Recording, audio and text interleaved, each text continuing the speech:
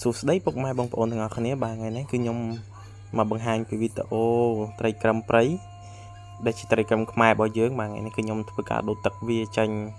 ដោយសារតែខានដូរទឹកវា2ថ្ងៃហើយបាទអញ្ចឹងតាមដានវីដេអូនៅសកម្មភាពខ្ញុំដូរទឹកទាំងអស់គ្នាហើយនេះគឺខ្ញុំប្រមូលត្រីទៅដាក់កន្លែងដូរទឹកបាទ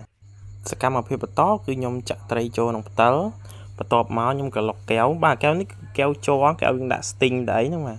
ដោយសារតាំងកំងកែវមកអត់ទាន់បានឥឡូវដាក់កែវនឹងបដោះអសន្នណាហើយមើលត្រីអត់ចង់ឃើញអត់ចង់ថតទៅអត់ស្អាតសោះ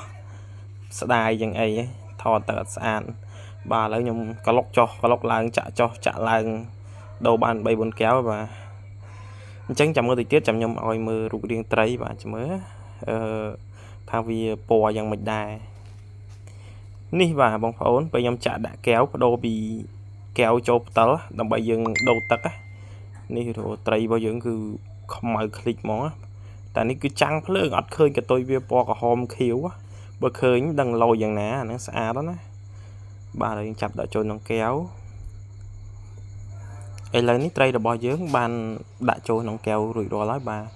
ទនេះបាទមើលពណ៌វាស្អាតមែនតើបាទខ្លះកតុយក្រហមមកខ្លះកតុយលាយខៀវតិចតួចបាទត្រីព្រៃខ្មែរយើងគឺស្អាតអញ្ចឹងបាទត្រីហ្នឹងបើសិនជា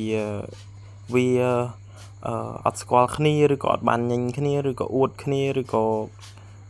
ឃើញមុខគ្នាទេត្រីហ្នឹងនឹងខ្លាចពណ៌សហ្មងព្រោះត្រីយើងត្រីព្រៃអញ្ចឹងវាពេលដែលអត់បានអួតឬក៏ចាប់ចេញពីពីងមកអីគឺសស្គុះហ្មងអរគុណវីដេអូរបស់ខ្ញុំមានតែប៉ុណ្្នឹងទេបាទហ្នឹងហើយកុំភ្លេចជួយ Subscribe YouTube ឈ្មោះពូម៉ៅម្នាក់មួយផងបាទអរគុណច្រើន